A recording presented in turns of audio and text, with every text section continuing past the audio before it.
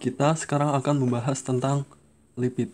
Jadi sebelumnya, tubuh kita itu terdiri atas 4 zat, yaitu protein, karbohidrat, lemak, dan asam nukleat. 4 zat ini seluruhnya akan menyusun seluruh tubuh kita. Nah, pada protein, karbohidrat, dan asam nukleat, itu dia dibedakan berdasarkan struktur kimianya. Nah, berbeda dengan lipid, lipid ini itu dibedakan berdasarkan kelarutannya.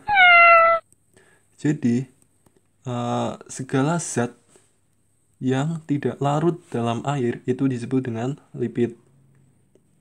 Itu secara gampang. Nah, di dalam tubuh kita itu ada 3 jenis lipid, yaitu kolesterol, trigliserida, dan fosfolipid.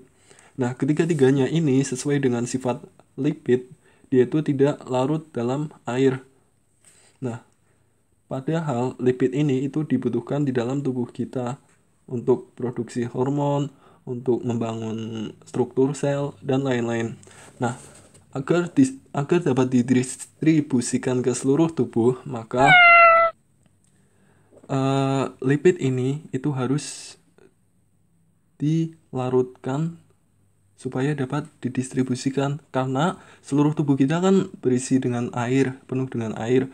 Nah, padahal lipid kan tidak larut air, makanya harus dilarutkan. Nah, agar larut itu dibutuhkan protein pelarut, yaitu protein pelarut ini disebut dengan apoprotein atau sinonimnya yaitu apolipoprotein.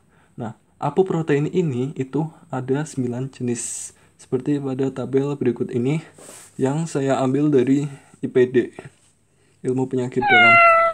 Nah, bisa dilihat ada 9 ya. Ini ada 4 urutan A, B, C, E. Ini berdasarkan huruf alfabetnya. Kita cukup tahu ini saja.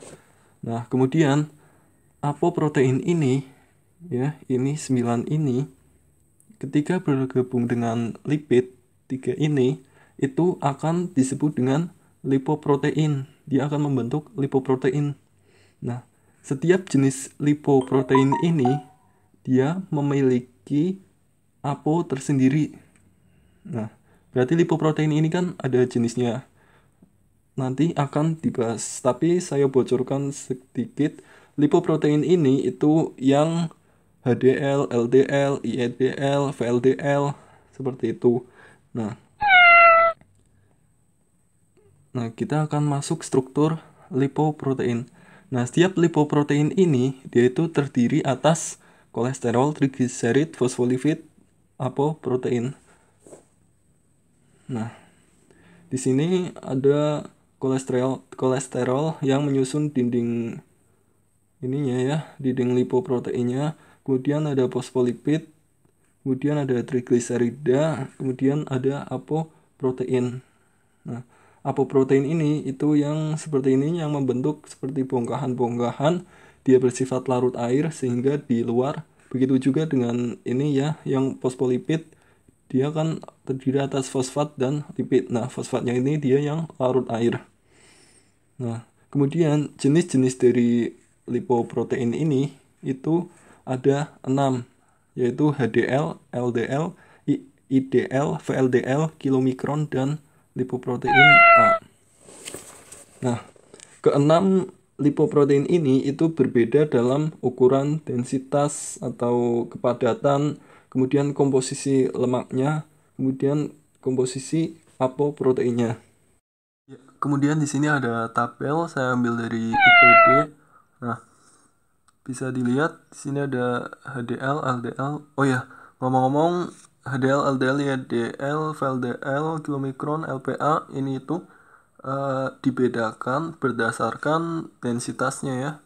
Makanya disebut HDL atau High Density Lipoprotein karena dia memiliki densitas atau kepadatan yang tinggi.